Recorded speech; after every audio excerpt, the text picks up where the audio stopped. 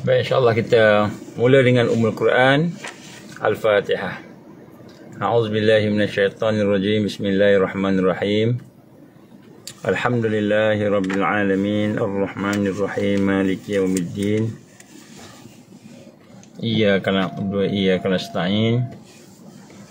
Ihdinas siratal mustaqim, siratal ladzina an'amta 'alaihim ghairil maghdubi 'alaihim waladdallin. Amin. أعوذ بالله السميع العليم من الشيطان الرجيم. بسم الله الرحمن الرحيم. إن الحمد لله نحمده ونستعينه ونستهديه ونستغفره ونعوذ بالله من شرور أنفسنا ومن سيئات أعمالنا. من يهده الله فلا مضل له ومن يضلل فلا هادي له. أشهد أن لا إله إلا الله وحده لا شريك له وأشهد أن محمدا عبده ورسوله. قال رب اشرح لي صدري ويسر لي أمري واحلل عقدة من لساني يفقهوا قولي. ربي زدني علما أما بعد. Assalamualaikum warahmatullahi wabarakatuh. Alhamdulillah, pertama-tama kita syukur pada Allah Subhanahu Wa Taala. Dengan keizinan Allah kita diberikan kesempatan pada malam ni untuk bertemu.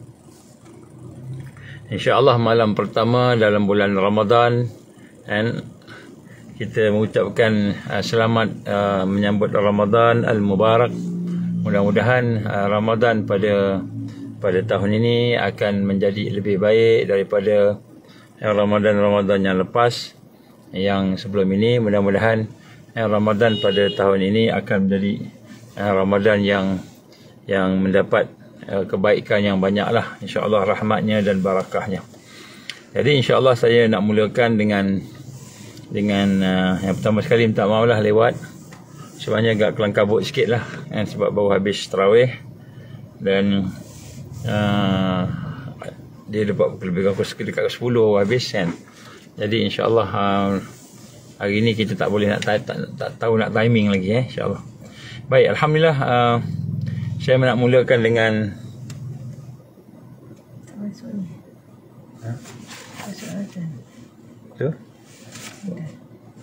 Jadi hari ini kita nak mulakan dengan ayat Allah Subhanahu Wa Taala yang sering kita baca bila masuk bulan Ramadan ni. A'udzubillahi minasyaitanirrajim. Bismillahirrahmanirrahim.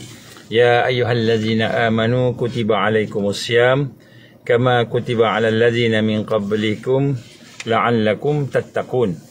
Ini suratul Baqarah 183. Wahai orang beriman, telah difardukan kepada kamu, telah diwajibkan kepada kamu berpuasa sebagaimana telah diwajibkan orang-orang yang terdahulu daripada kamu, supaya kamu bertakwa.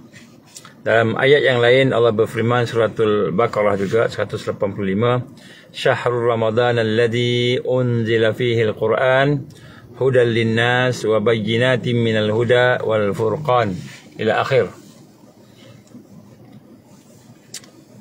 Bulan Ramadan itu ialah padanya diturunkan Al-Quran.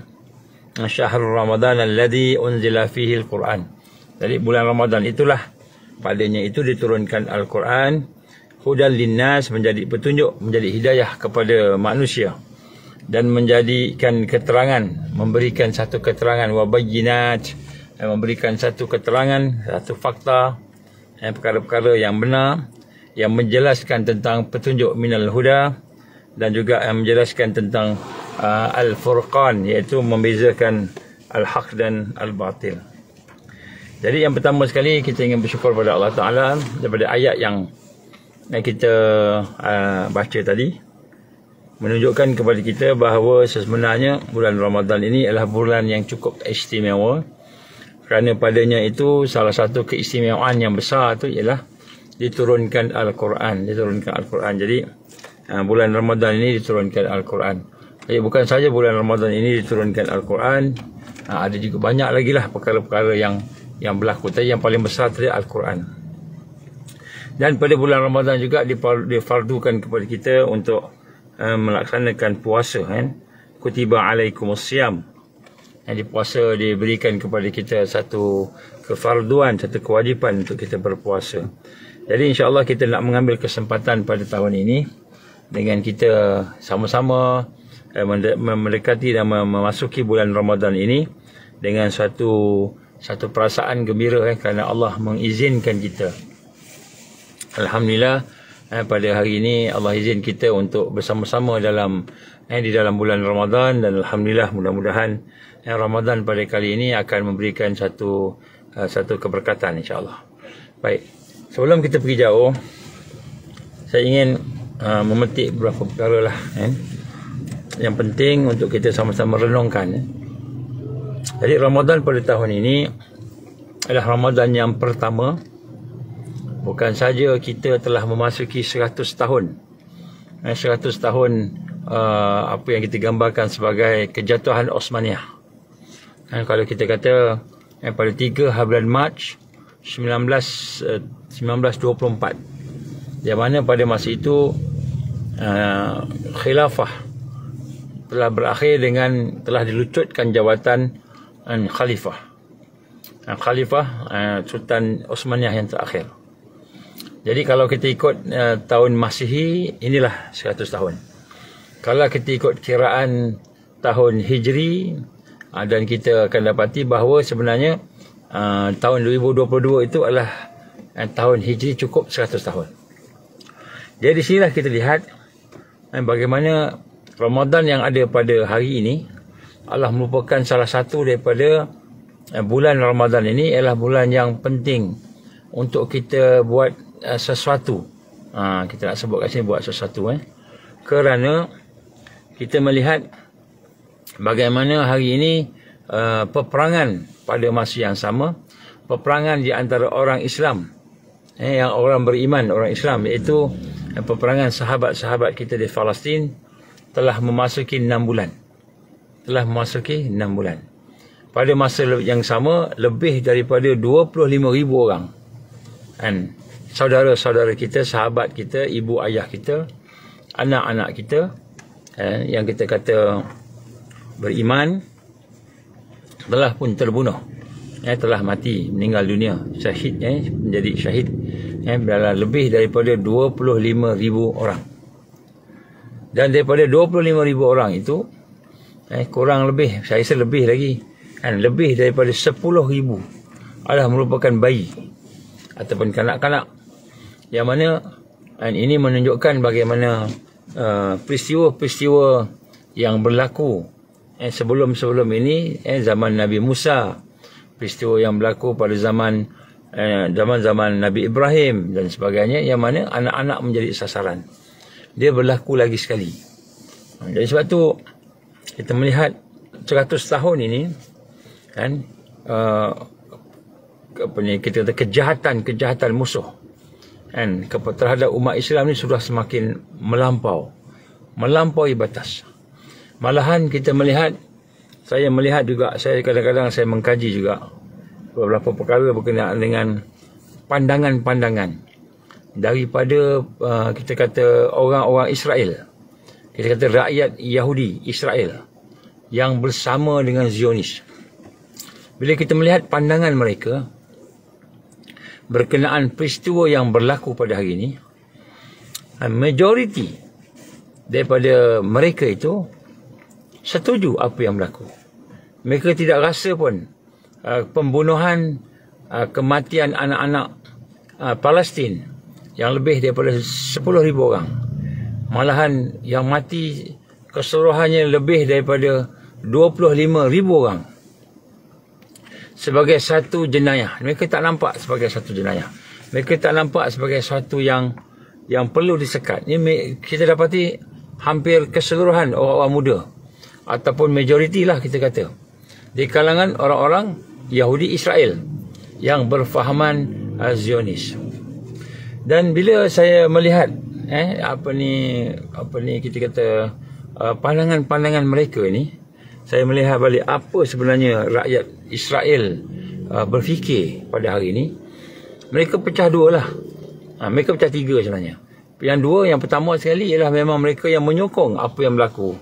Mereka merasakan bahawa membunuh Palestin ini suatu perkara yang penting, ataupun membunuh orang Arab satu perkara yang penting, malahan membunuh orang Islam sebagai satu perkara yang penting. Ini adalah mereka, apa yang mereka sebut dalam di dalam kita kata temu ramah ataupun dalam pandangan-pandangan yang mereka beri di dalam media, terutamanya dalam TikTok ataupun di dalam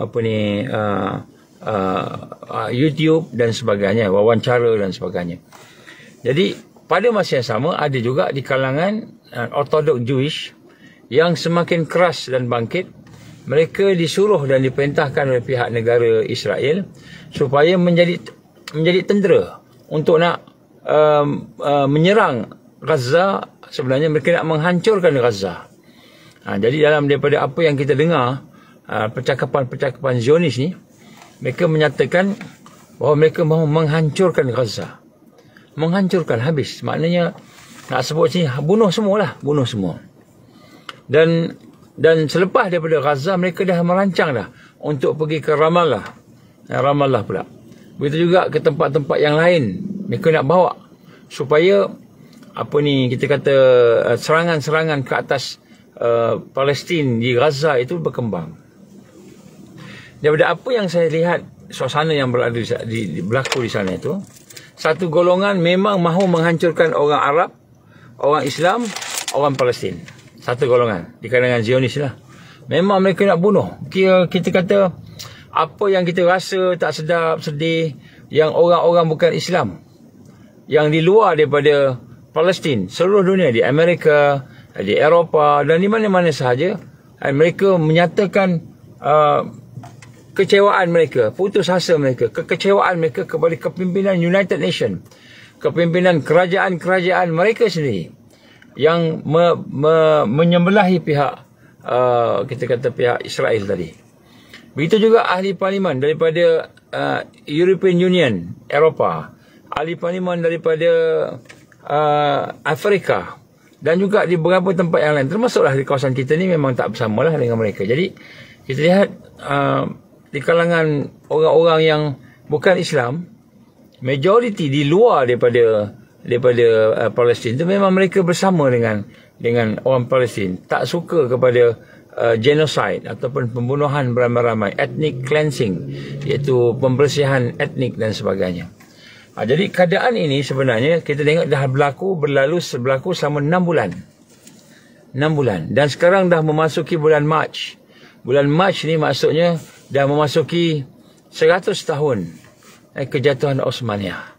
Dan di sinilah kita lihat daripada hala tuju apa yang berlaku sekarang ni, dengan cita-cita pihak Zionis yang mahu menghancurkan tadi, orang Palestin nak bunuh habis di Gaza, nak bunuh habis di Ramallah dan juga di mana-mana sahajalah yang ada di sana.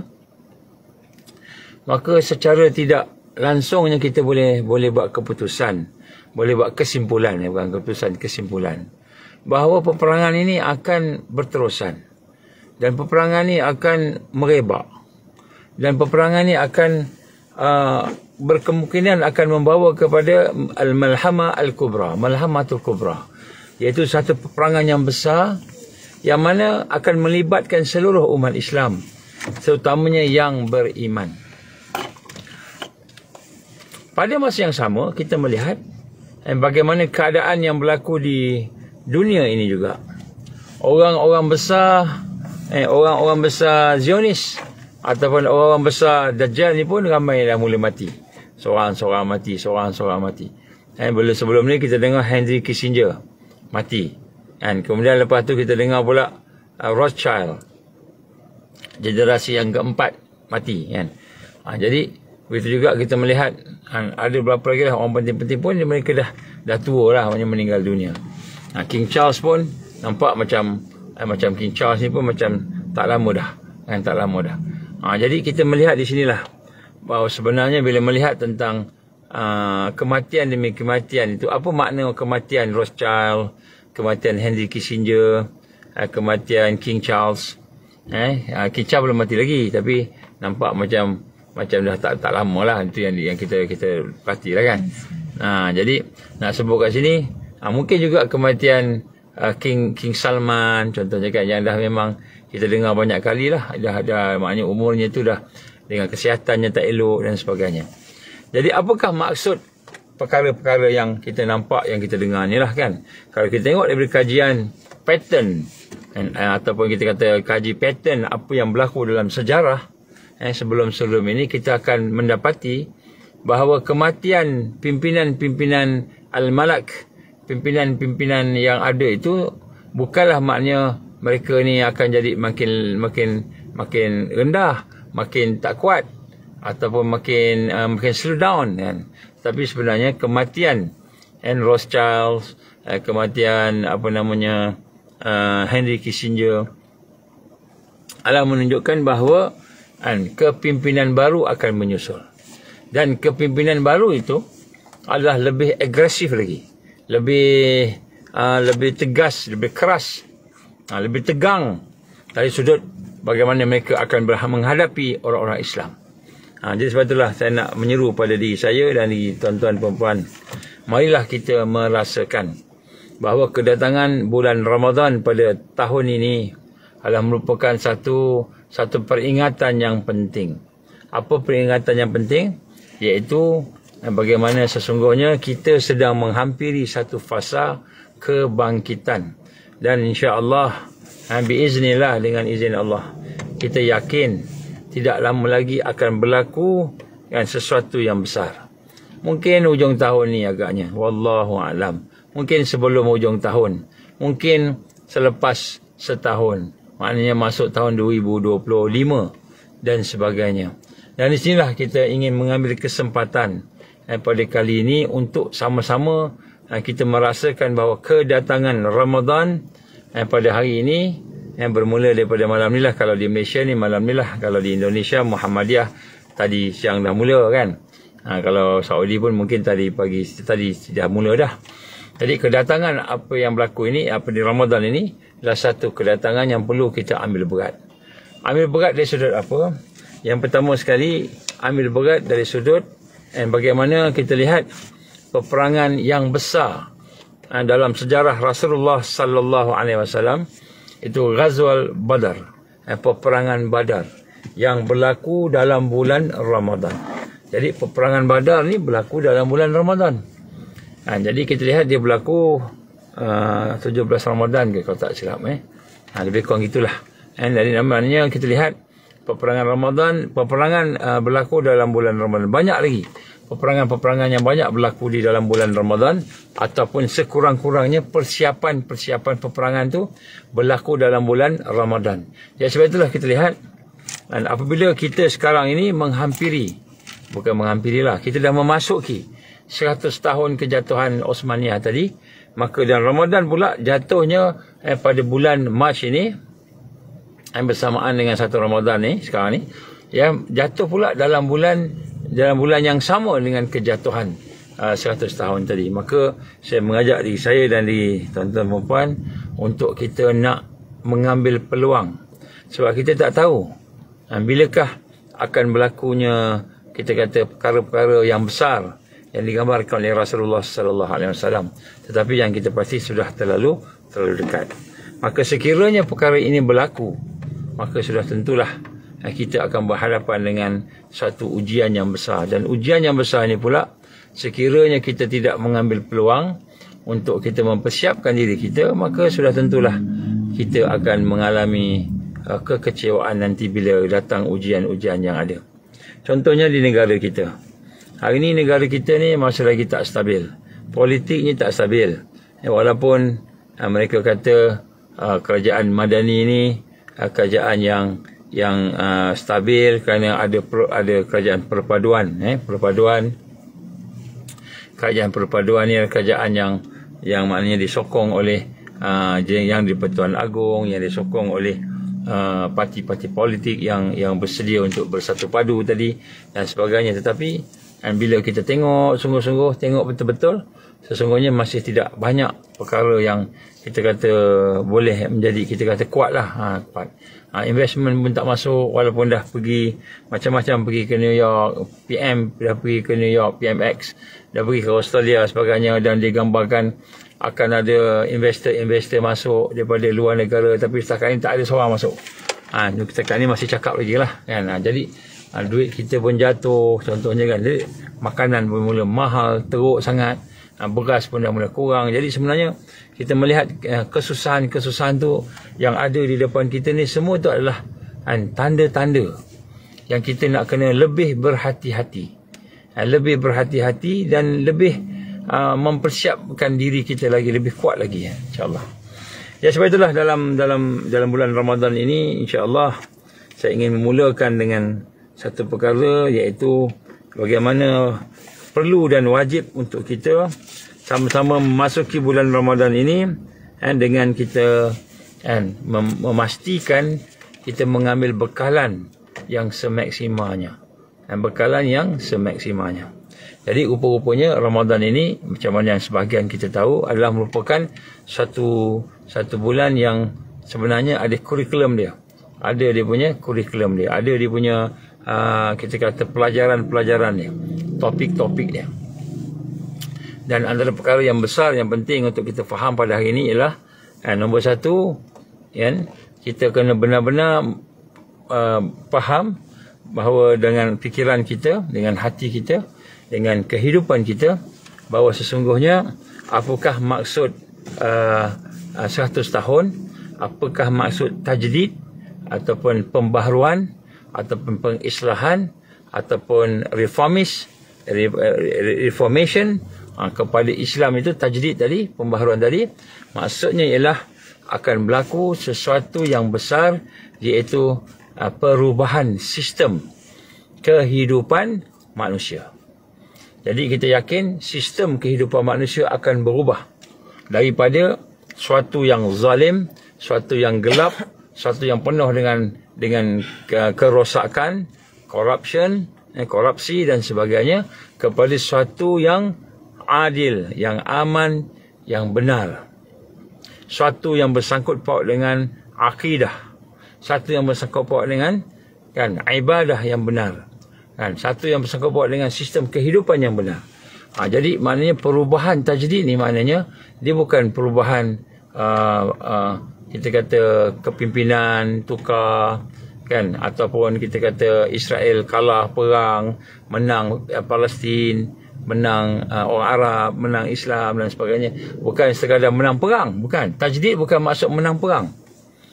Hakikat tajdid dia bukan maksud kita menang perang. Sebab menang perang tu memang Allah dah beritahu itu satu yang mana akan berlaku, iaitu kamu akan diberikan, ditegakkan kedudukan kamu itu membina khalifah. Itu memang Allah dah beritahu dah. Dan surah An-Nur, Allah beritahu kamu akan dapat menegakkan khilafah. Tapi itu maknanya bukan menang, bukan, itu bukan maksud tajdid. Tapi maksud tajdid ini sebenarnya ialah sistem kehidupan manusia seluruh dunia ini akan berubah. Akan berubah. Maknanya perubahan daripada kegelapan kepada cahaya. Perubahan daripada kekacauan, huru-hara, ketakutan. Macam sekarang, takut. Anak-anak takut. Kalau kita tengok anak-anak di Palestin, subhanallah. Bagaimana mereka menggambarkan bagaimana ketakutan mereka daripada wajah mereka, daripada gerak tangan yang menggigil dan sebagainya, yang kata-kata yang kita nampak lah bagaimana reaksi anak-anak ni dalam keadaan ketakutan dengan bunyi bomnya, dengan bagai-bagai lah. Jadi bukanlah maknanya kita sekadar menang macam itu. Nanti Palestin menang maknanya Hamas menang. Tak, dia bukan macam itu. Itu cerita Hindustan. Kalau cerita Hindustan boleh. Dia menang. Kalau dia menang, dia kalah. Gitu kan. Terus menang, kebahagialah, bukan. Tapi tajdid yang dimaksudkan, apabila tajdid, kita kata pembaharuan kepada Islam, ditajdidkan, may yujaddidu laha dinaha, akan ada di kalangan kamu yang mentajdidkan Islam tadi, bermaksud akan berlaku satu perubahan sistem. Dan bila sebut sistem, ialah satu yang cukup dekat dengan kehidupan kita. Maknanya hari ini kita masih lagi bersama dengan sistem yang telah pun dipelopori oleh kita kata iblis, Dajjal. Contoh kita kata kita di ekonomi, sistem ekonomi kita hari ini ialah sistem liberal kapitalis. Contoh di Malaysia lah, ataupun sistem yang ghairal Islam, sistem yang mana perbankan, bank, perbankan itu menjadi asas dan dasar kepada kekuatan sistem yang disebut sebagai debt capital. Debt capital maknanya kita punya modal kita tu, capital kita tu datang daripada hutang. Dan hutang yang dimaksudkan di situ bukan qardul hasan, hutang yang baik, tapi hutang yang dimaksudkan itu ialah riba. Riba. Jadi bila debt capital, bila disebut liberal capitalist, bila disebut sistem bank, sistem perbankan Islam, perbankan dunia yang ada pada hari ini, tak kira Islam tak Islam. Jadi sebenarnya asasnya itulah riba. Jadi bila kita kata tajdid ni maknanya perubahan daripada suasana riba, sistem ekonomi riba, kepada sistem Islam yang adil, yang aman, yang tenteram, yang penuh dengan kita kata satu yang kebahagiaan lah kepada manusia. Begitu juga dengan sistem pendidikan. Sistem pendidikan itu tajdid tadi daripada sistem sekular, daripada sistem liberal, daripada sistem kapitalis, sosialis, ataupun sistem-sistem yang berkaitan dengan kerosakan, yang membawa manusia kerosakan, kepada sistem yang membawa manusia kepada Allah, pengabdian kepada Allah, mentauhidkan Allah, membina kekuatan-kekuatan kebenaran Allah. Jadi maknanya tajdid di sini bukan maksud perang. Bukan maksud perang, walaupun perang berlaku. Digambarkan kamu akan memerangi Arab.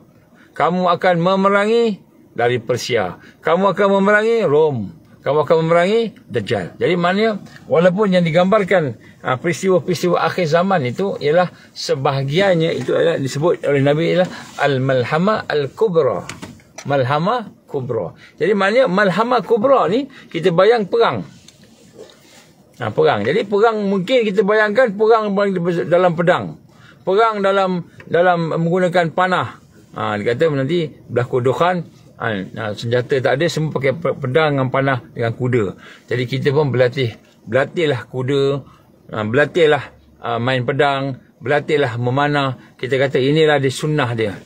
Kita tak menyangkal yang itu tentang kemungkinan akan berlaku perkara-perkara demikian. Tetapi hakikat tajdid yang akan berlaku dalam masa yang singkat ini, mungkin dalam masa 3 tahun, 4 tahun, mungkin 3 tahun, 4 tahun insya-Allah menang. Orang Islam menang insya-Allah. Ialah berlakunya perubahan sistem, yang mana sistem itu adalah sistem Islam. Dan sistem Islam itu sistem yang menyeluruh. Dia bukan hanya sekadar sistem sembahyang aja, ataupun sistem menjaga keamanan aja. Contohnya kita nakkan supaya aman. Kita kena jaga kemanusiaan, maka masing-masing sebut pasal kemanusiaan, supaya ceasefire, tidak ada peperangan di Palestin, supaya orang Yahudi itu tidak menentang Palestin. Jadi sebenarnya dia bukan hanya sekadar ceasefire. Dia bukan nak selamatkan Gaza, supaya Gaza ni bebas daripada Israel. Jadi Israel tak masuk dah Gaza contoh, ataupun Israel tak kacau dah Masjid Al-Aqsa. Dia bukan macam itu. Kita kena faham. Jadi tajdid yang dimaksudkan 100 tahun itu ialah tajdid yang akan memenangkan Islam secara keseluruhan.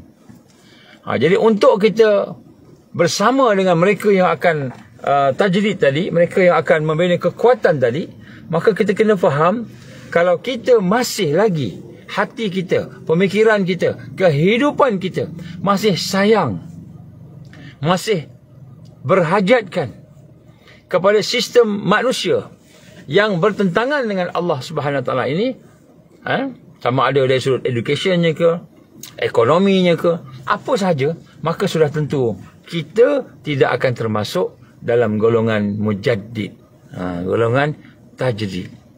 Jadi ini kita kena faham ni.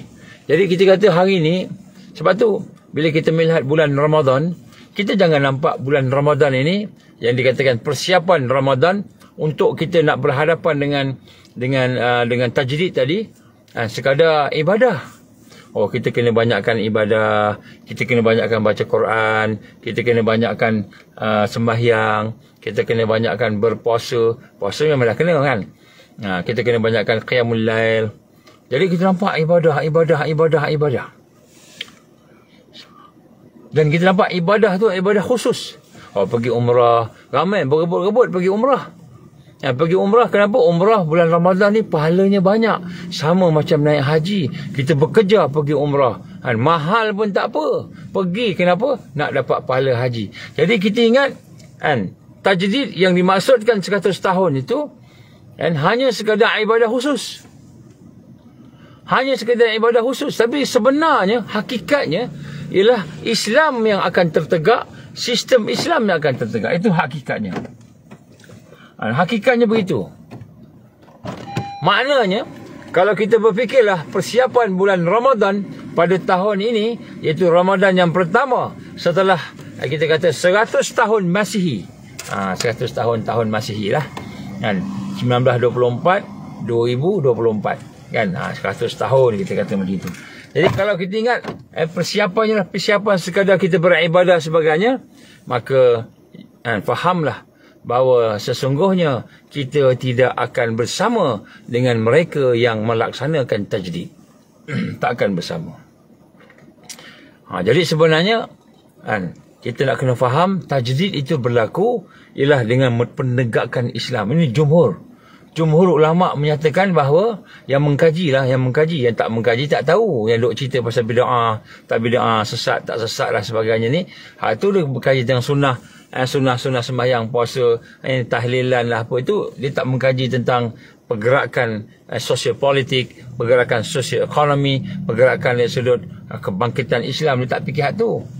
Perjuangan, apa lagi perjuangan, malah dia kata tak boleh berjihad. Tak ada jihad tak diwajibkan. Dia sebut macam tu. Jadi kita lihat, sekiranya kita tidak memahami hakikat tajdid tadi, maka kita fokus pada sembahyang, kita fokus pada Quran, kita fokus kepada haji umrah. Haji belum lagi lah, umrah. Kita fokus kepada ibadah khusus. Bukan salah, tak salah. Tetapi hati kita masih bersama dengan sistem jahiliah. Riba, kita masih boleh terima riba. Boleh terima riba, tak apa riba. Memilih pemimpin, kita kata kita kena memilih pemimpin. Kita masih memilih pemimpin mengikut acuan Zionis, mengikut acuan Dajjal. Apa dia acuan Dajjal ni? Kita hanya sekadar memilih pemimpin yang pandai bercakap. Takwa tak ada, pandai bercakap aja. Pandai baca Quran, pandai berucap, berkhutbah, pandai kita kata bercakap macam-macam yang nampak Islamik, tapi tak ada buat pun. Tak ada tolong orang Islam pun. Malahan menghalang lagi umat Islam.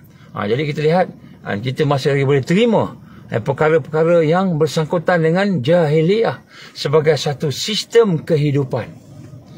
Semayang, tapi reda dengan masjid yang kita pergi tu yang dibuat atas dasar riba. Contohnya, mengajar.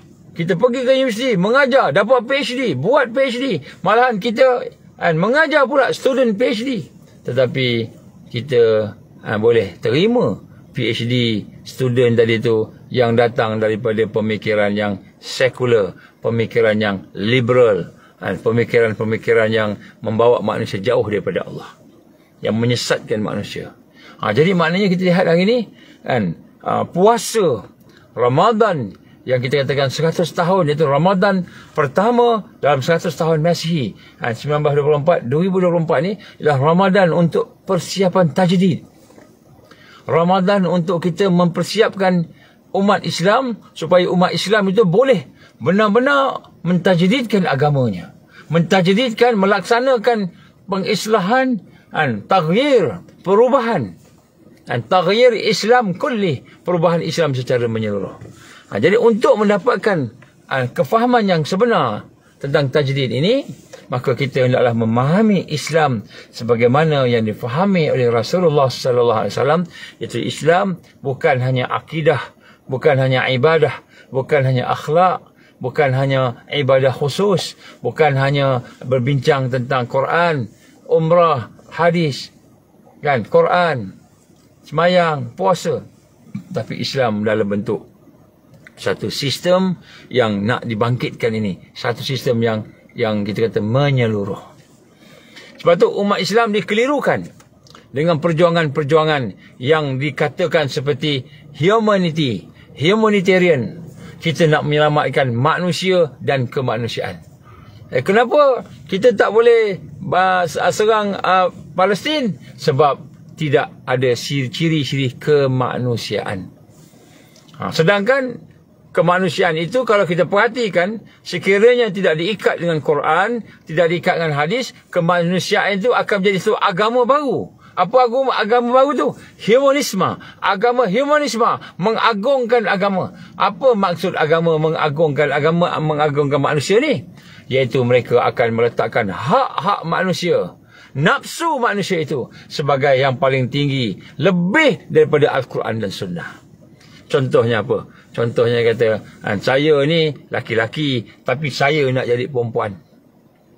Oleh kerana saya manusia, maka saya berhak untuk memilih jantina saya sebagai perempuan. Walaupun saya dilahirkan laki-laki, ataupun saya seorang perempuan nak jadi laki-laki. Jadi ini adalah humanism. Humanism. Ini adalah merupakan agama manusia, meletakkan keagungan manusia mengatasi daripada keagungan Allah Subhanahu Wa Taala. Sehingga kita kata tak apalah, apa salahnya dia jadi perempuan, laki-laki jadi perempuan, apa salahnya perempuan jadi laki-laki, apa salahnya kita melanggar fitrah dan natural kepada manusia tadi, sebab kita nak mengagungkan manusia ini disebut sebagai humanitarian, ini disebut sebagai agama humanisme. Satu agama humanisme. Jadi mereka mengelirukan kita. Ramai dah tak terima Zionis, ramai dah tak terima, tak apa, kita bawa humanisme, kita bawa liberalisme, kita bawa sekularisme, kita bawa semua ism yang lain, isma tadi yang lain, ghairal Islam. Jadi apakah yang dimasukkan Islam tadi? Islam tadi hakikatnya kejatuhan al-hukmu, iaitu pemerintahan Islam, dan akhirnya solat yang digambarkan dalam hadis Nabi tadi. Maka dia kata, kita ini fikir kalau Gaza ni kita tak nampak dah. Gaza ni sebenarnya adalah pertembungan antara musuh Allah yang bergelar Yahudi Zionis, yang di belakangnya ada Dajjal dan sebagainya, iblis, dengan Islam al-haq wal batil. Jadi apabila masuk dalam bulan Ramadan dan kita hubungkan pula Ramadan ini dengan kejatuhan Osmaniyah, 100 tahun khilafah jatuh, maka sebenarnya kita nak kena tengok, melihat Ramadan bukan hanya sebagai bulan ibadah. Bukan bulan ibadah. Bukan hanya sebagai bulan kita kata saya nak sembahyang banyak dapat pahala, saya nak lebih dekat dengan Allah, mengenal Allah, tasawuf, bersihkan hati saya nak tarikat, berzikir banyak, saya nak pergi umrah. Jadi sebenarnya kita nak melihat kejatuhan al-hukmu, kejatuhan sistem Islam yang berada pada tahun 1924 itu, kebangkitannya bukan kebangkitan orang yang sembahyang banyak, bukan kebangkitan orang yang akhlak baik, tetapi lebih lagi daripada itu, akidahnya mantap, ibadahnya mantap, akhlaknya mantap, dan lebih lagi yang dikatakan tajdid tadi ialah kebangkitan sistem Islam. Maka kita kena tanya dengan diri kita pada malam Ramadan yang pertama ini, apa yang kita nak kena tanya? Nombor satu, kita kata saya sayang Islam. Adakah saya sayang juga sistem yang bukan Islam? Saya sayang dengan ekonomi Islam. Apa ekonomi Islam? Di situ ada keadilan, ada kebenaran, hakikat iman sebagainya. Saya juga sayang dengan riba. Saya sayang dengan sistem Quran, pendidikan Quran. Saya sayang juga dengan sistem pendidikan sekular. Saya boleh terima pendidikan liberal, saya boleh terima pendidikan yang ghairal Islam. Sebab tu Allah gambarkan kepada kita, wa man yabtaghi ghairal Islam dinan falan yuqbala minhu wa huwa fil akhirah minal khasirin. Jadi orang-orang yang mengambil selain daripada Islam, sekali-kali Allah tak akan terima. Jadi tajdid 100 tahun, bukan kita nak setakat banyak sembahyang, pergi umrah dan sebagainya, tetapi kita kena faham, dia mesti bermula daripada satu kefahaman, pemikiran, daripada hati, perasaan, pegangan, daripada kehidupan kita, bahawa yang kita nak tajdidkan itu adalah seluruh sistem Islam. Bila maksud seluruh sistem Islam, dia bermula dengan keyakinan kepada Allah dan keyakinan kepada sistem yang Allah turunkan, iaitu Al-Islam. Kita kena yakin dengan Islam. Sebab tu kita nak kena ada mereka yang faham tentang tajdid. Hari ni ramai orang yang sebut Imam Mahdi, Imam Mahdi, Imam Mahdi, Imam Mahdi. Ramai pula orang yang cakap saya ni tengah tunggu Imam Mahdi. Malah ada yang mengaku Imam Mahdi pula. Mengaku Imam Mahdi pun ada. Yang kita melihat bagaimana ramai terpengaruh mengaku Imam Mahdi lah dan sebagainya. Jadi kita lihat rupanya Imam Mahdi itu cuma nak cerita sebahagian kecil saja daripada Islam tadi.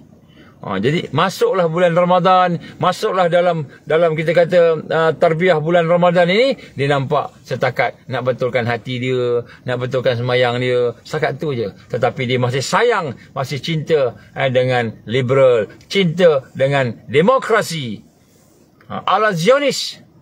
Demokrasi yang diasaskan oleh Zionis. Malahan dia kata Islam tu demokrasi pula. Dia kata Islam tu demokrasi. Jadi demokrasi ni yang ada hari ni adakah Islam?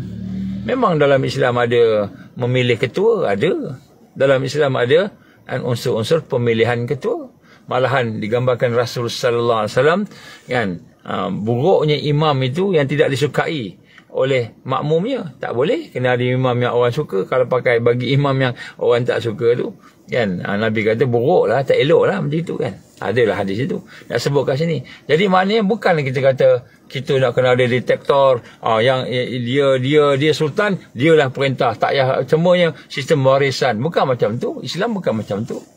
Tapi nak sebut kat sini, Islam ada ciri-ciri pemilihan ketua, tapi tak sama macam demokrasi Zionis. Tak sama. Ini yang berlaku demokrasi Zionis yang berlaku ni umat Islam berpecah. Kenapa? Sebab asasnya bukan takwa. Asasnya bukan takwa. Asasnya bukan iman. Asasnya ialah dunia. Asasnya ialah harta. Siapa yang paling pandai bercakap, dialah yang paling ke depan. Siapa yang paling banyak duit, dialah menang. Money is king, kata setengah-setengah pemimpin. Money is king. Jadi kita lihat bagaimana keadaan yang ada pada hari ini. Kita hari ini mengikut arus, masih mengikut arus. Jadi tuan-tuan dan puan Allah, rahmati Allah Ta'ala, bulan Ramadan, marilah kita sama-sama faham. Selagi kita hanya memahami ibadah itulah dia ibadah khusus, maka kita tak akan bersama dengan Al-Mahdiyin, iaitu mereka yang mendapat hidayah. Kita tidak akan melaksanakan tajdid kerana kita masih sayang dengan riba. Kita masih sayang dengan sekular. Kita masih sayang dengan liberal. Masih sayang, hati kita masih sayang. Masih lagi sanggup hidup bersama perkara yang Allah murka, sistem Allah murka, walaupun semayang. Ini sebenarnya hakikat tajdid, bukan tajdid ibadah. Kalau tajdid ibadah, kita kata zaman-zaman mungkin kita kata Imam Syafi'i contohnya. Zaman-zaman ulama-ulama fiqh, itu tajdid ibadah. Atau bukan tajdid dari sudut tasawuf. Walaupun tasawuf penting, walaupun ibadah penting, tapi bukan itu semata-mata. Kalau tasawuf, mungkin zaman-zaman kita kata Imam Al-Ghazali contohnya, Abdul Qadir Jailani dan sebagainya, imam-imam yang terdahulu. Itu mungkin dari sudut tasawuf, mungkin dari sudut pemerintahan yang lebih baik, contohnya zaman Umar Abdul Aziz. Ini semua mujaddid. Jadi tajdid macam mana yang kita kata 100 tahun ni, pada kali ini ni, bagaimana yang telah disampaikan oleh ulama-ulama yang mengkaji tentang perjalanan kepimpinan dunia pada hari ini, iaitu tajdid Islam yang disebut sebagai taghyir islami kulli, taghyir islami kulli, perubahan Islam yang menyeluruh. Ini kita kena faham. Kenapa saya bawa perkara ini pada malam ni biiznillah, dengan izin Allah, ialah kerana kita bimbang. Kita jadi macam mana agama-agama lain, orang yang mengikuti agama lain, yang hanya mengata agama ni spiritual je, agama ni ibadah je. Terpisah daripada kehidupan, terpisah daripada pemerintahan, terpisah daripada ekonomi, terpisah daripada kehidupan yang lain selain ibadah khusus. Selain daripada ibadah khusus. Jadi kita pun ingat cukuplah dengan macam itu saja. Jadi sebab itulah pada malam ni sempena dengan Ramadan ini kita nak kena tahu bahawa ini Ramadan yang pertama setelah berlalunya 100 tahun Masihi daripada kejatuhan Osmaniyah. Dan kita kena faham kejatuhan Osmaniyah itu adalah merupakan kejatuhan sistem Islam. Bila kejatuhan sistem Islam, yang tinggal hanyalah Islam dalam bentuk serpihan. Islam dalam bentuk serpihan, adalah sikit kat sini. Kalau bahagian hukum tu, bahagian nikah kahwin aja. Nak nikah aja, baru panggil qadi. Baru nak tengok apa Islam kata. Rukun nikah nak kena tahu. Rukun nikah ada berapa? Nak kena tahu rukun nikah. Kau tak sah nikah tu, ataupun keluarga tak sah. Tapi perjalanan keluarga, bagaimana kita melaksanakan kita kata pembentukan Baitul Muslim, keluarga Islam, tidak mengikut sistem Allah. Masa nak nikah je, lepas nikah maksiat itu yang arus ada pada hari ni. Masa nikah tutup aurat, buat dengan elok-elok, mungkin buat di masjid, mungkin dengan Bismillahirrahmanirrahim, kata Tok Qadi. Kita baca Bismillah dulu, kita mengucap dulu, kita istighfar dulu. Tu kata Tok Qadi. Masa nak nikah, lepas habis nikah, dengan jogetnya, dengan lalainya, dengan keadaan mengikuti cara-cara Kristian, cara-cara Hindu, cara-cara agama lain. Nampak tak? Jadi kita ingat agama ni macam tu. Kalau nikah, kalau keluarga, bab nikah je. Kemudian bab mati. Bab mati nak kahwin kat mana? Macam itu. Nak kahwin, minta maaf. Nak tanam kat mana? Bab mati. Nak tanam kat mana? Ni kubur mana? Takkan nak tanam kubur Cina pula. Jadi kita lihat, manusia hari ni faham bahawa tajdid ini mungkin dalam bentuk yang serpihan-serpihan. Tapi hakikatnya tajdid itu dalam bentuk yang menyeluruh satu sistem. Dan untuk kita mendapatkan yang menyeluruh satu sistem ni, kita mesti mempersiapkan diri kita sebagai satu sistem. Sebab tu Allah perintahkan kepada kita supaya kita mengambil Islam secara menyeluruh. Jadi Ramadan ni jangan fikir nak ibadah je. Kita nak kena fikir juga macam mana cara aku ni, hati ni, fikiran ni, kehidupan ni nak benci riba contohnya.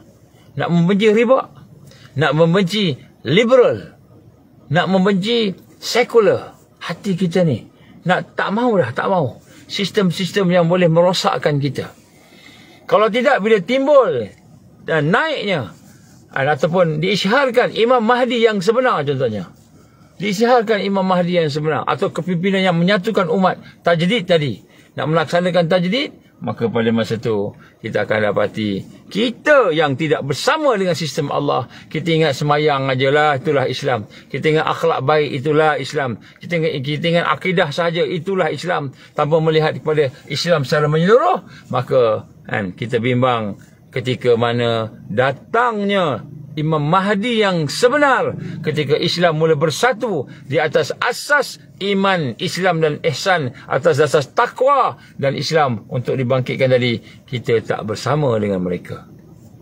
Macam mana hari ni lah. Kenapa kita kata kenapa kita tolong Palestin? Saya minta maaf, saya sentuh sikit. Kenapa tolong Palestin? Sebab Palestin ni ialah isu kemanusiaan. Isu kemanusiaan. Bila kata isu kemanusiaan ni, maka kita kata kita samalah macam pandangan dengan orang putih yang tidak Islam. Why you want to help Palestine? Well, man, this is not human. This is not human. This is animal. Nampak? Kita bukan kata salah human dan animal tadi. Tapi kita nak sebut kat sini, apabila kita hanya faham begitu, jadi macam mana nak berlaku tajdid? Jadi besok kalau Israel dah nak kalah besok, tiba-tiba datang daripada apa namanya pandangan-pandangan daripada orang lain, okeylah kita berdamai. Tapi berdamai macam mana? Berdamai dengan terms mereka. Term mereka apa? Term mereka iaitu kan dia kata tak apalah, berdamailah macam itu, macam biasa. Tetap juga kan Israel occupied juga, Israel ada kuasa juga. Cumanya ceasefire je. Kenapa ceasefire? Sebab apa? Sebab kita tak nak lagi budak-budak mati. Jadi dia bukan masalah budak mati. Walaupun budak mati itu besar.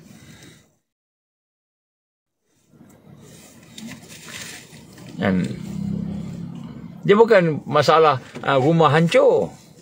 Tapi masalah yang hakikinya ialah bagaimana mereka merampas, mereka nak menguasai, menghancurkan kan semua yang dimaksud kehidupan seorang yang ataupun negara Islam yang ada di Palestin tu. Malahan mereka mau mengambil Masjid Al-Aqsa. Jadi akan ada kompromi lah besok, sebab kita faham Islam ni ceasefire, jangan bunuh dia. Nanti ada orang sebut Hamas ni, dia kata telah memulakan, Hamas yang salah, sebab Hamas dah memulakan 7 hari bulan Oktober. Saya tanya dengan orang-orang, saya tengok dengan orang Israel, bila cakap tentang Palestin, dia kata apa? Cuba tengok 7 bulan Oktober. Apa berlaku 7 bulan Oktober? Kan, ketika Hamas menyerang gitu. Jadi disalahkan orang Islam lah. Kan? Sedangkan apa berlaku 7 bulan Oktober? Adakah kematian berlaku 7 Oktober? Adakah yang mati? Contohnya, pada 7 bulan Oktober tu, bermula dengan kematian, ada bom meletup mana-mana, ada ke? Tak ada. Tapi sekarang ni, 25,000 orang mati. Jadi kita tengok ini masalah humanity, masalah kemanusiaan, humanitarian. Kita pun bergerak demonstrasi.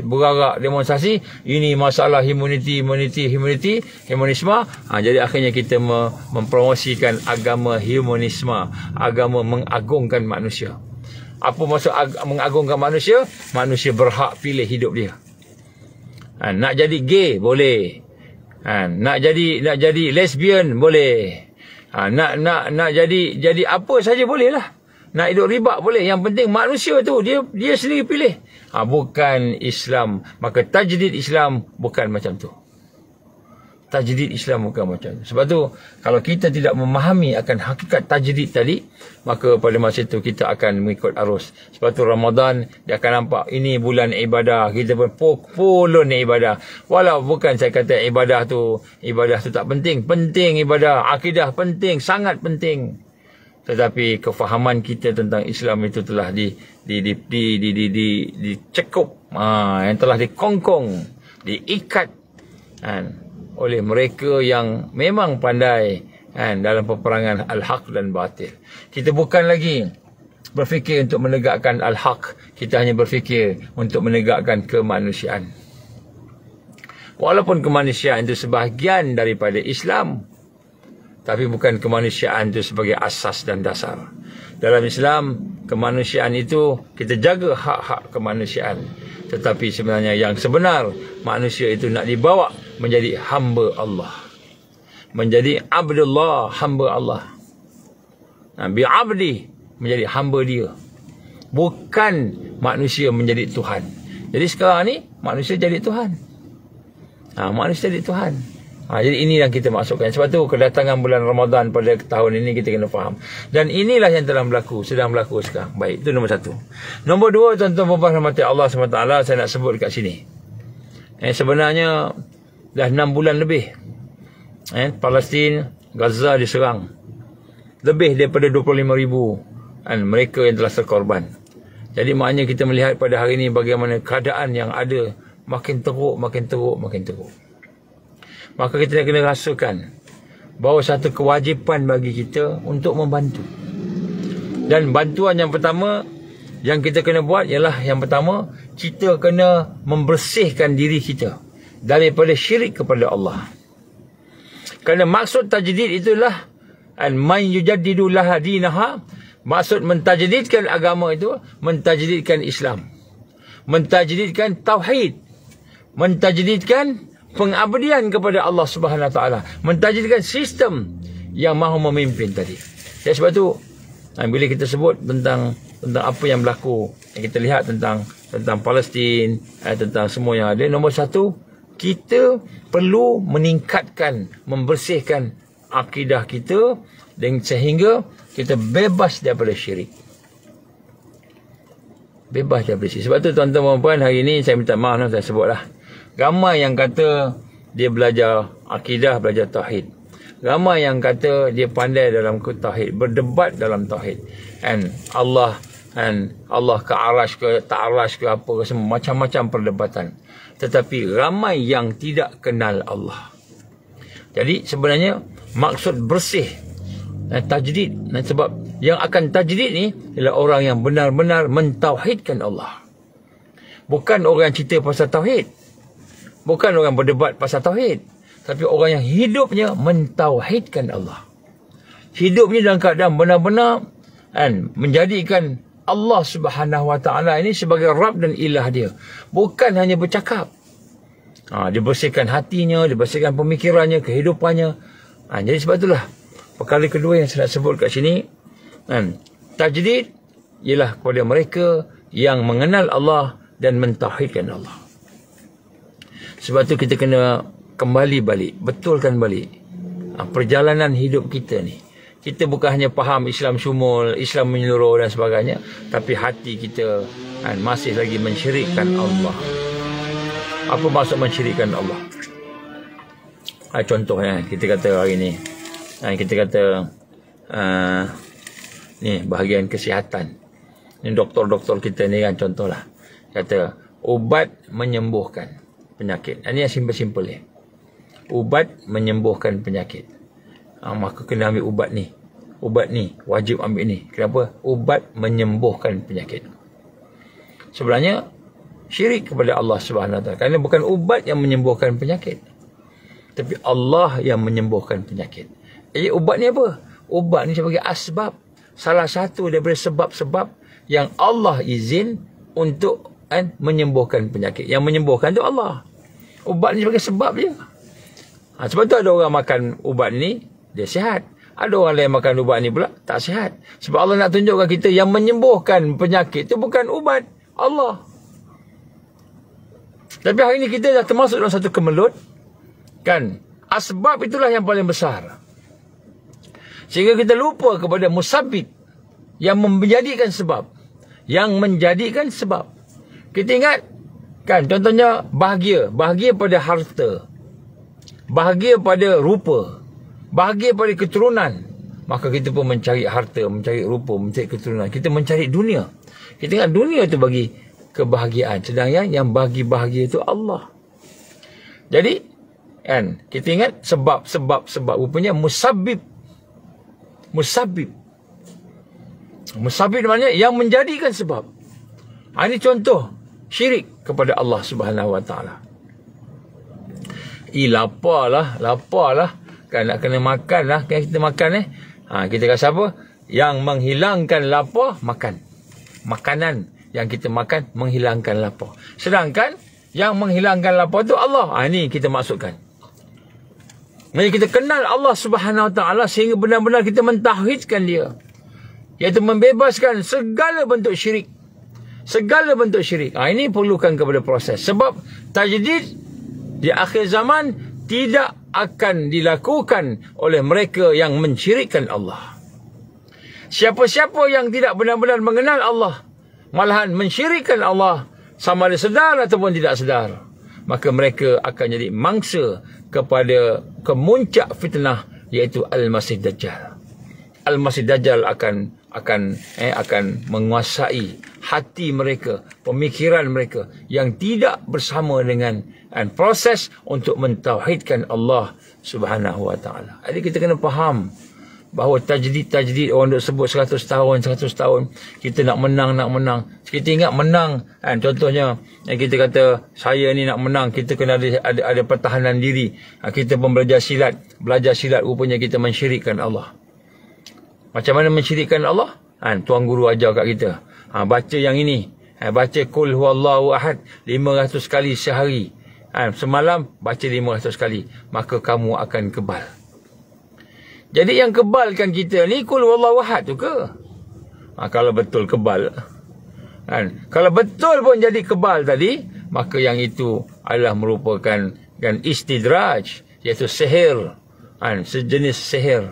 Bukan karamah. Itu bukan karamah. Bukan karamah tu. Kita percaya kepada ayat yang boleh memberi bekas, memberi kesan kepada sesuatu perkara. Jadi bila kita rasa sebab itu memberi bekas, sebab itu memberi kesan kepada satu perkara tadi, maka itulah yang digambarkan supaya mensyirikkan Allah. Sebab yang memberi bekas hanya Allah Subhanahu wa taala. Ini pahaman Ahlus Sunnah wal Jamaah. Ahlus Sunnah wal Jamaah. Sebab itulah kita lihat hari ini bagaimana keadaan umat hari ini. Kita duduk sebut pasal tajdid, sebut supaya tajdid, tetapi kita tak faham. Rupa-rupanya kita masih mensyirikkan Allah. Kalau kita mensyirikkan Allah, macam mana kita nak mentajdidkan? Macam mana kita nak bersama dengan Al-Mahdiyin? Iaitu kita menegakkan Islam, sistem Allah. Jadi ini benda-benda perkara yang kadang-kadang kita tak perasan. Sebab tu kita perlukan ilmu. Dalam yang kedua ni perlu ilmu.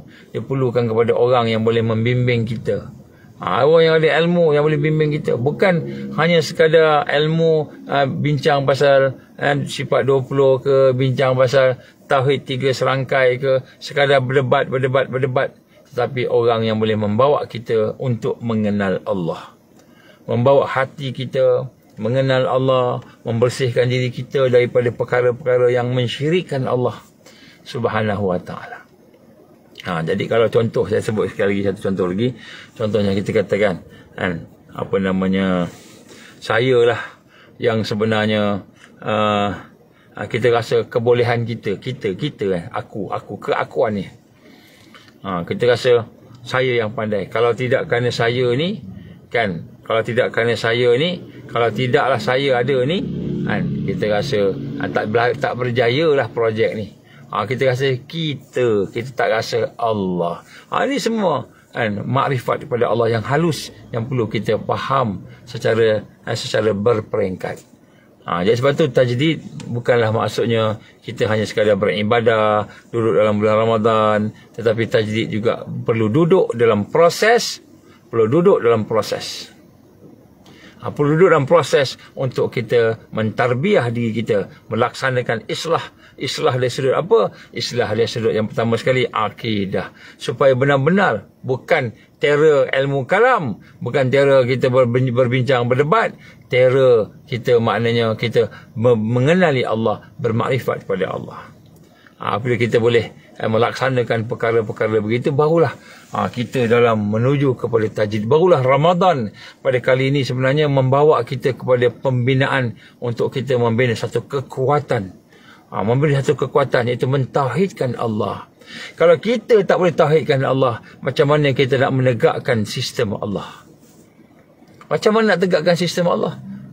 Kita mensyirikkan Allah. Agaknya Allah akan bantu kita ke? Allah tak akan bantu orang yang mensyirikkan dia. Sebab tu kita ingat hari ni, saya minta maaf lah. Kadang-kadang Tok Bomo, kadang-kadang orang silat kan, yang ramai tak perasan mereka mensyirikkan Allah. Dengan amalan-amalan yang dirasa amalan-amalan itulah sebenarnya yang menjadikan dia kuat, yang menjadikan dia kebal. Amalan tu nampak macam Islam, nampak macam Quran, tapi rupanya dia mempercayai ayat itulah, amalan itulah yang menjadikan dia kebal. Sedangkan itu hanyalah asbab-asbab yang diizinkan Allah dalam bentuk doa. Jadi sebab tu kita kena faham, tajdid ni dia bukan hanya datang dengan kita kata kita menang perang, kita dah boleh memanah, kita dah boleh berkuda, kita dah boleh tanam padi, tanam pokok, kita dah boleh ada dinar, ada dirham. Itu tajdid akan berlaku kat situ. Walaupun nombor satu saya sebut tadi sistem, kita perlu faham akan sistem. Mana sistem, kita bukan Islam dalam bentuk ibadah semata-mata, sistem. Tetapi yang kedua ni, untuk membina kekuatan sistem tadi, kita perlu faham bagaimana mahu mentauhidkan Allah. Bukan saja mentauhidkan Allah dalam bentuk teori, tetapi dalam bentuk ma'rifatullah. Wajib kita ma'rifatullah. Dan mengenal Allah tadi, bukan hanya sekadar kita tahu, tetapi betul-betul hidup dalam kehidupan kita bebas daripada syirik. Ini penting sangat. Sebab tu kita hari ini telah ditarbiah oleh masyarakat yang telah duduk dalam sistem yang jahiliyah, yang gelap, sehingga kita tak perasan. Sehingga kita mengambil rukhsah Rosah ni apa? Mengambil keringanan. Keringanan kita pandang ringan. Isu riba ringan. Nak berhutang. Nak berhutang kan kita. Tak apa kot. Kita dah susah ni nak kena berhutang. Kita kena berhutang sebab kita susah sekarang ni kan. Jadi kita kata tak apalah berhutang. Berhutang ada riba. Sebenarnya bila kita ambil hutang, kita akan semakin terperangkap dengan sistem. Kita akan semakin terperangkap. Kecuali lah hutang yang tidak ada riba, itu lain lah. Jadi contohnya kita dah ikut arus. Nak belajar. Kalau kita tak ada sijil, macam mana kita nak belajar? Nak kena ada sijil. Nak kerja. Kalau kita tidak ada sijil-sijil, macam nak kerja, maka kita pun terperangkap dengan sijil. Terperangkap dengan, walaupun sijil tu kita kata bukanlah benda tu tak ada manfaat, tetapi hati kita terikat kepada apa yang ada pada arus lebih daripada terikat kepada apa yang Allah perintah, Allah suruh. Sehingga kadang-kadang sampai peringkat bermaksiat pun kita rasa perlu kena buat ni. Kalau tak buat macam mana? Contohnya, kalau tak buat tak dapat kita ni. Kalau kita tak tipu tak dapat. Kalau kita tak tipu tak untung. Kena tipu. Tipu sunat, dia kata bohong sunat. Jadi kita lihat kita mengikut arus. Kenapa ikut arus? Sebab kita tidak mentauhidkan Allah. Kita mensyirikkan Allah dalam hidup kita. Jadi sebab tu kita kena faham macam mana. Kena datang, kena bincang, kena talaki. Talaki. Kena ada orang yang guru yang boleh membimbing kita. Murabbi yang boleh membimbing kita. Mursyid yang boleh memberi cahaya, menunjukkan kita kepada Allah biiznillah, dengan izin dia.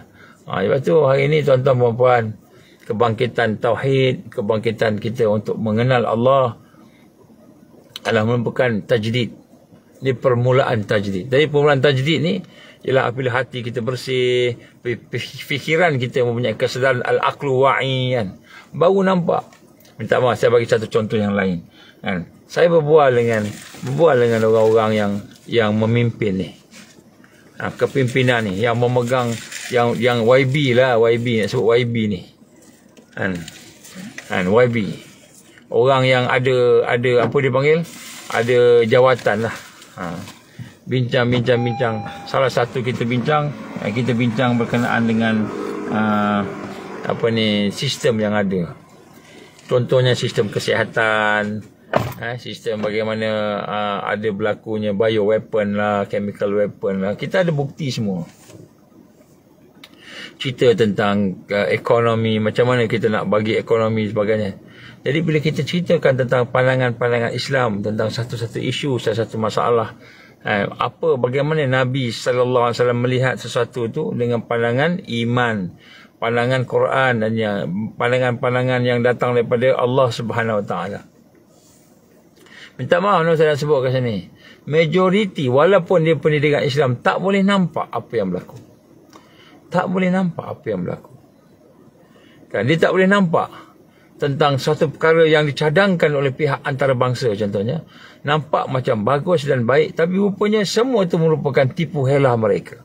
Tipu daya mereka. Di dalam peperangan nak menghalah, nak menghabiskan negara kita.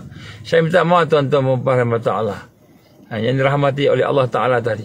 Bagaimana hari ini kadang-kadang pemimpin-pemimpin kita tak nampak. Kita cakap punya ada bukti dan sebagainya, tak boleh nak sedar, tak nampak. Tetapi bila dia rasa nak sokongan kita, dia minta, dia dekat, datanglah. Jadi ini semualah manusia yang sebenarnya masih lagi tidak ada hati yang disentuh oleh iman kepada Allah. Jadi iman masih lagi tidak ada kekuatan. Ini masalah yang besar kepada orang beriman. Termasuklah mereka yang ada agama atau belajar agama. Saya dengar bincang-bincang susah. Kenapa? Kerana dalam hati dia masih ada hijab. Hijab apa? Iaitu mereka mensyirikkan Allah. Dia yakin dengan sistem manusia lebih daripada sistem Allah. Dia yakin kepada kata-kata pimpinan dunia daripada kita kata tunjuk ajar daripada world organisasi organisasi dunia ni lebih daripada dia percaya kepada Rasulullah sallallahu alaihi wasallam. Ini masalah syirik, ini mensyirikkan Allah. Mensyirikkan Allah. Jadi sebab tu Allah gambarkan musuh paling besar kepada orang beriman selain daripada Zionis, selain daripada Dajjal yang belakang Zionis tu, iblis yang belakang Dajjal tu, ialah musyrikin. A'udzubillahi minasyaitonir rajim. La tajidanna asyaddan nas adawatan lil ladzina amanu al-yahud wal ladzina asyraku. Kamu pasti jumpa di kalangan manusia yang memusuhi orang yang beriman. Siapa dia? Al-Yahud. Itulah Zionis. Di belakangnya ada Dajjal, di belakangnya ada sekutu Dajjal, di belakangnya ada iblis. Walladzina asyraku, dan orang-orang yang mensyirikkan Allah. Jadi bayangkan hari ini saya nak bersama dengan Imam Mahdi, saya nak bersama dengan Al-Mahdiin, saya nak bersama dengan kebangkitan Nusantara, saya nak bersama-sama dengan kebangkitan iman, kebangkitan Islam, tajdid 100 tahun, tetapi saya masih lagi mensyirikkan Allah. Kita kata kita nak tajdid, kita nak berjihad, nak berjuang, nak bersama Al-Mahdiin, orang mendapat hidayah bersama dengan Imam Mahdi, sebut Imam Mahdi, Bani Tamim, sebutlah apa pun, tetapi masih mensyirikkan Allah. Kita lebih percaya kepada ayat-ayat yang kita baca. Amal ini dapat ini, amal ini dapat ini. Seolah-olah itulah karamah. Bukan karamah tu, tuan-tuan dan puan, bukan karamah. Karamah kita tak boleh kontrol. Yang boleh kontrol tu, nak terbang, nak apa, bila masa-masa boleh buat tu, itu adalah sihir. Istidraj, disebut istidraj. Saya bagi satu contoh yang simple lah. Rasul sallallahu alaihi wasallam ada ketikanya dia boleh bagi makan kepada sahabat-sahabatnya dalam keadaan tak terputus-putus makanannya. Makan, tenduk dapat, senduk dapat. Peristiwa Khandaq, kan, dia senduk kat puyuk tu, kan, keluar makan, habis semua dapat makan, semua dapat makan. Maknanya seolah-olahnya Nabi ni sallallahu alaihi wasallam boleh bagi makan pada semua orang tak habis-habis. Tapi cuba lihat kehidupan Nabi sallallahu alaihi wasallam, ada ketikanya sampai 3 hari tak sentuh makanan, sampai 3 hari berlapar, sampai terpaksa letakkan batu-batu di perut baginda sallallahu alaihi wasallam, letak kat perut baginda, ikat. Kenapa? Sebab lapar, tak ada makanan. Kalau Nabi boleh kontrol mukjizat dia boleh makan anytime, dia boleh makan anytime. Tapi Allah Subhanahu Wa Taala yang sebenarnya berkuasa. Nabi nak ajar kita, nak didik kita. Kalau kamu boleh buat sesuatu yang di luar kebiasaan, mencari adat, kamu boleh buat sesuatu yang pelik-pelik, yang hebat-hebat, tetapi dan kamu boleh kontrol perkara tersebut, itu bukan karamah, itu bukan ma'unah, iaitu pertolongan Allah. Bukan, itu adalah istidraj, sihir. Walaupun namanya Islam, namanya Quran, kita kena faham yang ni. Sebab tu kita kata, saya ada silat, saya ada magic, saya ada kekuatan kebal, saya ada sekian. Rupa-rupanya itu mensyirikkan Allah, iaitu kita mempercayai kepada makhluk, mungkin jin yang kita seru, sahabat-sahabat kita, khadam tadi, ataupun mana-mana perkara-perkara yang kita kata inilah dia yang boleh memberi bekas, sedangkan yang memberi bekas hanyalah Allah. Yang memberi bekas hanyalah Allah. Tetapi kita rasa kita yang boleh. Jadi nak silat, nak menang, nak lawan dengan kita, nak pergi dengan pertahanan diri, dengan kekuatan diri. Kita yakin pada pertahanan diri, yakin pada diri kita. Diri kita lah seolah memberi bekas. Itulah syirik kepada Allah. Macam mana kita nak tegakkan Islam, nak tajdid, kita sendiri syirik, mensyirikkan Allah, tidak mentauhidkan Allah? Macam mana? Adakah kita akan dapat pertolongan Allah? Tak akan dapat pertolongan Allah. Kita ingat kita dah bersiap dah, rupanya kita mensyirikkan Allah. Kita masih yakin kitalah yang buat, kita yang kuat. Sedangkan Allah kata, bukan kamu yang melempar, bukan kamu yang melempar, aku yang melempar. Tidak akan bergerak satu zarah melainkan dengan izin Allah. Allah bukan hanya mencipta kamu, Allah juga mencipta apa yang kamu perbuat. Yang nak sebut sini banyak ayat-ayat, hadis-hadis Nabi yang menunjukkan bahawa sekiranya kita yakin kitalah yang kuat, kitalah yang pandai, kitalah yang hebat, maka itulah sebahagian daripada syirik kepada Allah. Termasuklah di dalam ujub, di dalam riak, di dalam takbur, sombong. Itu termasuk syirik belaka itu. Jadi macam mana kita nak tajdidkan Islam dalam keadaan kita mensyirikkan Allah Subhanahu Wa Taala, mensyirikkan Allah. Karamah bukan untuk dipertontonkan. Betul, karamah bukan untuk dipertontonkan. Saya minta maaf saya sebut ni. Kan ada orang dia boleh rawat orang. Datang boleh rawat, datang rawat, boleh rawat. Rupa-rupanya bukan karamah, tetapi istidraj. Walaupun namanya Islam ataupun ayat Quran. Sebab mukjizat Nabi SAW menunjukkan kita. Allah bagi pada masa itu. Selesaikan masalah tu. Masa diperlukan baru datang mukjizat. Karamah pun sama juga. Jadi yang boleh menang dengan Dajjal ni, karamah dan ma'unah. Ma'unah ni pertolongan Allah. Karamah pun pertolongan Allah juga. Ringkasnya, ma'unah ni pertolongan Allah kepada orang beriman yang yakin Allah tolong dia pada masa tu. Karamah pula pertolongan kepada orang beriman juga yang lebih hebat lagi, iaitu orang beriman yang berjuang. Itu karamah. Tapi karamah bukan boleh kontrol. Saya nak terbang, boleh terbang ni, ada berkebal. Bila masanya Allah bagi.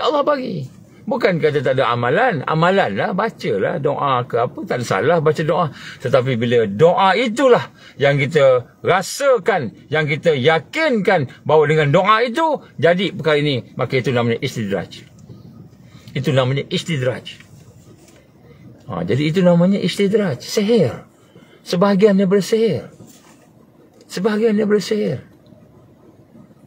Jadi di sinilah kita lihat bagaimana untuk mendapatkan pertolongan Allah untuk melaksanakan tajdid, kita mesti membersihkan akidah kita, mesti membersihkan pemikiran kita, kefahaman kita, supaya benar-benar bukan sekadar mentauhidkan Allah dengan ilmu kalam, kita berdebatlah apa, tetapi mentauhidkan Allah dengan ma'rifatullah, dengan kita membersihkan jiwa kita, hati kita, mengenal Allah, yakin dengan Allah, benar-benar kita kenal Allah. Jadi bukan hanya sekadar saya tahu sifat 20, saya tahu tauhid 3 serangkai, saya ni dah faham, dah pandai, dah tahu, dah hujah-hujah. Bukan yang itu, tapi pengenal Allah dengan akal dan nakal. Nakal ni apa? Akal ni apa? Ilmu akal, pemikiran kita, dan nakal dengan apa yang ada dalam Quran, itu Quran dalam hati kita, sesuatu yang boleh kita rasai. Jadi ma'rifatullah bukan hanya logik. Kalau kita guna logik, tak sampai kepada ma'rifatullah. Logik tak sampai kepada Allah. Tapi kita kena ada hati yang bersih. Bila hati bersih, barulah kita boleh nak merasai, barulah kita boleh nak meyakini, barulah boleh kita nak benar-benar melaksanakan tuntutan Allah. Di sinilah yang digambarkan sebagai apa? Sebagai mentauhidkan Allah. Jadi tajdid 100 tahun bukan tajdid kita buat macam-macam, tapi masih lagi mensyirikkan Allah. Bila kita yakin riba lebih baik daripada sistem Islam, sistem riba lebih baik daripada sistem Islam, kalau tak ada riba susah kita, maka itu dah syirik dah. Kita mengambil satu sistem yang lain, kita mengambil satu kefahaman yang lain. Lepas tu bila kita campur adukkan pun dah tak boleh, apalagi kita nak mengambil yang lain, kan? Afatu'minuna bi ba'dil kitab wa takfuruna bi ba'd. Apakah kamu mengambil sebahagian kitab, tinggal sebahagian kitab? Macam itu, kan? Jadi tajdid ni dia bukan hanya sekadar saya nak boleh menang, boleh saya ada silat, saya ada pertahanan diri, saya pandai panah, saya pandai. Tak. Itu semua adalah merupakan asbab-asbab yang memang tidak kita nafikan, tetapi sebenarnya hakikat kemenangan bermula dengan mentauhidkan Allah. Bermula dengan kita benar-benar menghidupkan, kita kata tauhid, kita kata mengesakan Allah tadi di dalam hati kita, pemikiran kita, sehingga terputus kita daripada keyakinan ghair Allah. Sampaikan kita nak kata saya bercakap ni pun sebenarnya dengan kudrah, dengan iradah, dengan ilmu Allah Subhanahu wa ta'ala, dengan sifat-sifat Allah. Kita semua nak kena faham yang ni. Bila kita faham yang ini, baru kita boleh menjadi al-mahdiyin, menjadi muwahhidin. Kalau tidak, kita syirikkan Allah. Nampak macam Islam, nampak macam nak menegakkan Islam, rupa-rupanya kita mensyirikkan Allah. Kita bimbang bila datang besok Al-Mahdi yang sebenar, pimpinan yang sebenar yang mendapat hidayah. Bila datang Al-Mahdiyin, kelompok-kelompok yang berhidayah yang sebenar, bila datang besok kita akan apa?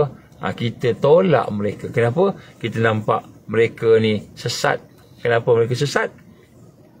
Sebab mereka tidak mensyirik, tidak mensyirikkan Allah macam kita. Kita rasa syirik tu betul pula. Wa iyazubillah min zalik. Ini satu benda yang kita kena faham ni.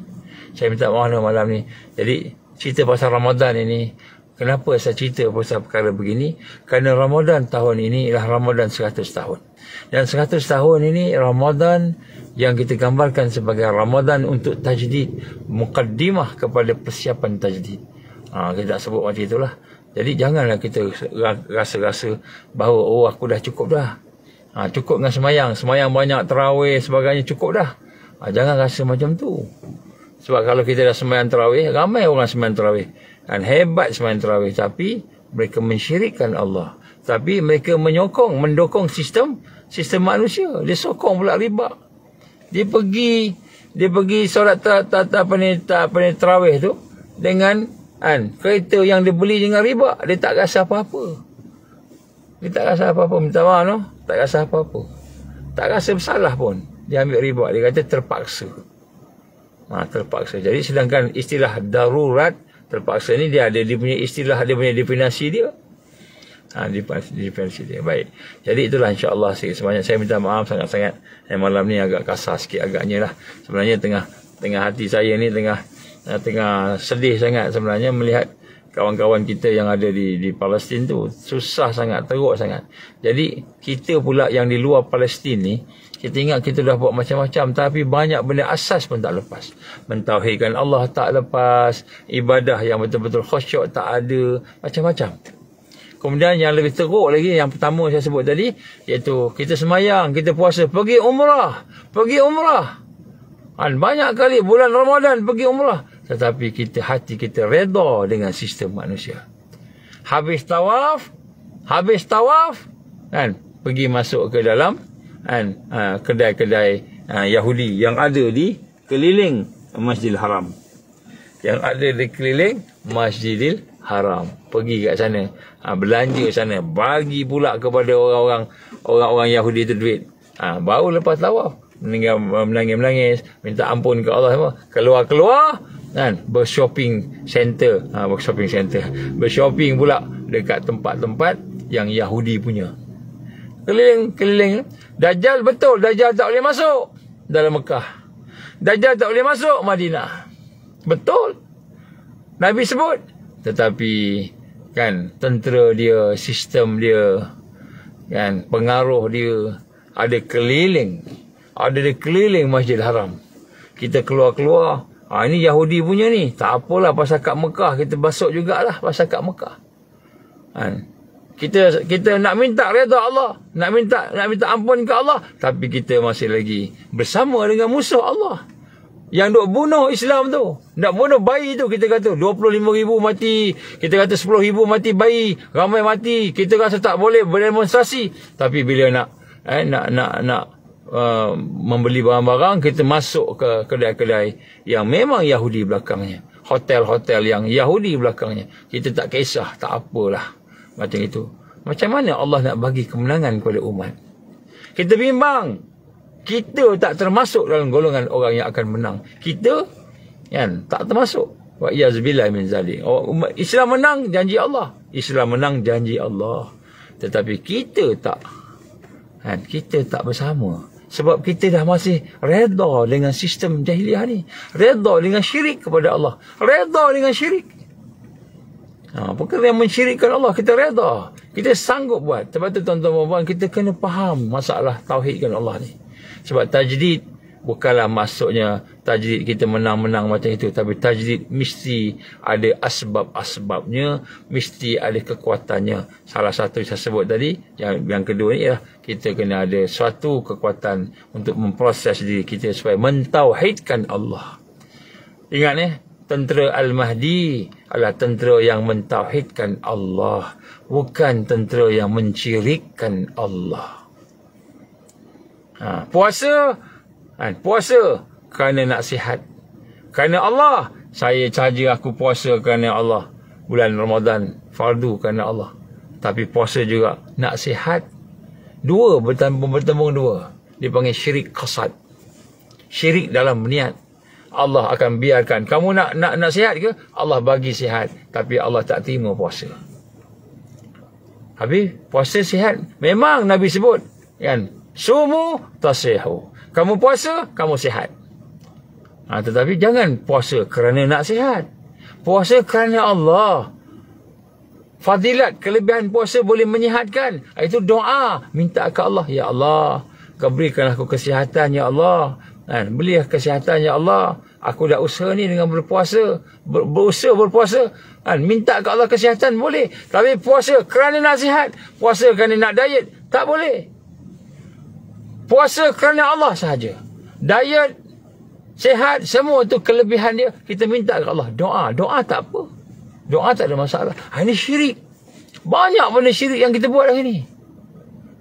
Syirik dalam qasad kita, dalam niat kita. Syirik dalam minta pertolongan. Dalam minta pertolongan syirik juga. Kita minta pertolongan dengan manusia. Minta pertolongan dengan makhluk. Sedangkan minta pertolongan pada Allah.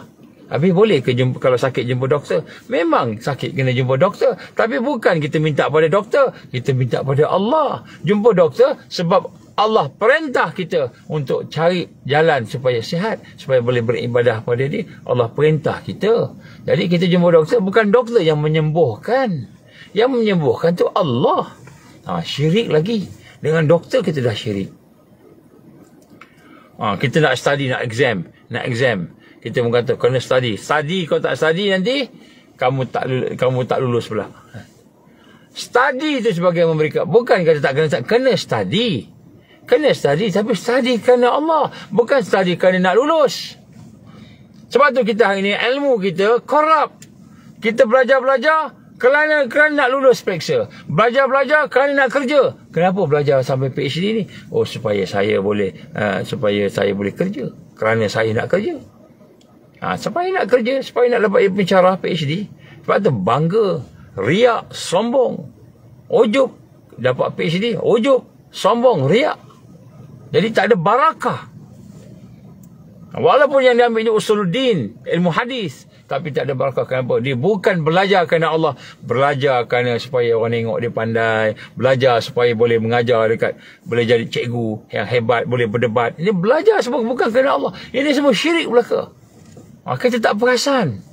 Jadi kita kata, saya nak tajdid, saya nak bersama Imam Mahdi, saya bersama Al-Mahdiin, saya nak bersama kebangkitan Nusantara, kebangkitan di Nusantara, kebangkitan di negara kita. Tetapi kita mensyirikkan Allah. Kita mensyirikkan Allah. Macam mana kita nak benar-benar menjadi tentera yang boleh menegakkan Islam, sedangkan kita mensyirikkan Allah Subhanahu Wa Taala. Jadi maknanya bulan Ramadan kita kena faham, Ramadan inilah persiapan untuk kita membersihkan hati kita, membersihkan akal, kefahaman, pemikiran kita, membersihkan kehidupan kita, akhlak ibadah kita, ibadah dan akhlak kita, membersihkan semua supaya benar-benar kita menjadi manusia yang bersih dalam mentauhidkan Allah. Barulah kita boleh berubudiah dia, beribadah dan menegakkan Islam, menegakkan khilafah. Boleh melaksanakan apa Allah perintah, inni ja'ilun fil ardi khalifah. Baru boleh. Kalau tidak, tak sampai. Jadi besok Imam Mahdi datang, kita ingat Imam Mahdi itu Dajjal. Dajjal datang, kita ingat Dajjal tu Imam Mahdi. Kita ingat Dajjal tu Isa. Kita ingat Dajjal tu Tuhan. Wa'yazubillah min zalik. Kenapa? Kita tidak membersihkan syirik yang ada dalam hidup kita. Kita ingat okey tak apa. Bila datang Dajjal, kita tengok Dajjal tu Tuhan. Kenapa? Sebab kita memang dah ada syirik yang kita tak nak bersihkan. Jadi ini perkara-perkara yang penting bila masuk bulan Ramadan. Sebab itulah salah satu doa yang saya nak cadangkan kepada tuan-tuan sekalian. Baca doa ni, doa dalam maksurat. Allahumma inna na'udzubika min an nusyrika bika syai'an na'lamu wa nastaghfiruka lima la na'lamu. Allahumma inna na'udzubika min an nusyrika bika syai'an na'lamu wa nastaghfiruka lima la na'lamu. Allahumma inna na'udzubika min an nusyrika bika syai'an na'lamu wa nastaghfiruka lima la na'lamu. Jadi kita kena ada Doa ni kena baca selalu. Kan? Allahumma inna na'udzu, ya Allah lindunglah aku daripada perbuatan-perbuatan syirik yang aku tahu dan perbuatan syirik yang aku tak tahu. Lindunglah kami. Allahumma inna tu, maknanya kami lah. Allahumma inni, saya. Jadi kenapa kita bacakan Allahumma inna ni? Sebab kita doakan sekali untuk anak isteri kita, suami kita, saudara kita, kawan kita, sahabat kita, siapa yang kita sayang, doa sekali, masukkan doa tu. Allahumma inna na'udzubika min an nusyrika bika syai'an na'lamu wa nastaghfiruka lima la na'lamu. Jadi kita minta Allah jauhkan daripada syirik. Minta. Jangan tak minta. Kalau kita tak minta, tak dapat. Kalau kita tak minta tu, kita sombong. Kita ingat kita lah yang pandai. Kan? Sahaja aku sembahyang fardu isyak 4 rakaat kerana Allah. Allahu Akbar. Aku tu siapa? Aku tu. Kita rasa aku. Tak minta izin pun ke Allah. Kita rasa kita yang sembahyang, kita yang angkat. Sedangkan Allah kata bukan kamu yang melontar, aku yang melontar. Kita pun tak faham macam mana ni. Apa ustaz sebut ni? Baca gitu kan. Kita tak faham, kita mensyirikkan. Dalam solat kita syirikkan Allah. Kita yakin kita yang angkat, sedangkan yang angkat tu Allah. Hakikatnya bukanlah tangan ni, kita nampak kita lah zahirnya, tapi hakikatnya tu Allah. Macam mana pening kepala? Ini kita tak faham. Kita kena belajar ni, mengenali Allah, mentauhidkan Allah. Kenal Allah untuk mentauhidkan Allah. Kenal Allah untuk berubudiah kepada Allah. Bukan kenal Allah untuk berdebat dengan ilmu kalam. Jadi ini nak sebut sini kan, bagaimana kita ni nak betul-betul tegakkan Islam, tajdidkan Islam, tapi kita mensyirikkan Allah. Ini maksud saya tadi. Jadi insya-Allah nanti kita sambung lah kono. Ini pun dah dekat pukul 12 ni. Saya minta maaf sangat. Malam ni nak bangun sahur lagi. Kan, jadi pesan saya ni pun dekat luar lagi ni, masih tak ada di luar lah insya-Allah. Jadi insya-Allah mudah-mudahan Allah ampunkan dosa-dosa kita, kelemahan kita. Siapa yang masuk lewat ni mungkin boleh dengar daripada awal sikit kot. Saya minta maaf kalau saya cakap ni kasar sebagainya. Saya mohon ampun daripada Allah. Tak maaf daripada tuan-tuan sekalian. Insya-Allah mudah-mudahan Allah jadikan bulan Ramadan pada tahun ini sebagai bulan Ramadan yang lebih baik daripada bulan-bulan Ramadan yang terbaik sebelum ni. Mudah-mudahan Allah jadikan kita sebagai hambanya yang ikhlas, hambanya yang mentauhidkan Allah, hambanya yang kenal Allah, sehingga akhirnya sampai memperjuangkan Allah. Hidup bersama perjuangan, mati bersama perjuangan fi sabilillah insya-Allah. A'udzubillahi minasyaitonir rajim. Bismillahirrahmanirrahim. Alhamdulillahirabbil alamin wassalatu wassalamu ala asyrafil anbiya'i wal mursalin wa ala alihi washabbihi ajma'in. Allahumma innaka ta'lamu anna hadhihi al-qulub qad istamat ala mahabbatik wa iltaqat ala ta'atik wa tawahadat ala da'watik wa ta'ahadat ala nusrati syari'atik. فاسق اللهم رابطتها ولمدها ولحسبولها واملأها من نورك الذي لا يخفو وشرح صدورها بفيض الإيمان بك وجمل التوكل عليك وأحيها بمعرفتك وأمثال شهادة في سبيلك يا الله إنك نعم المولى ونعم الناصر.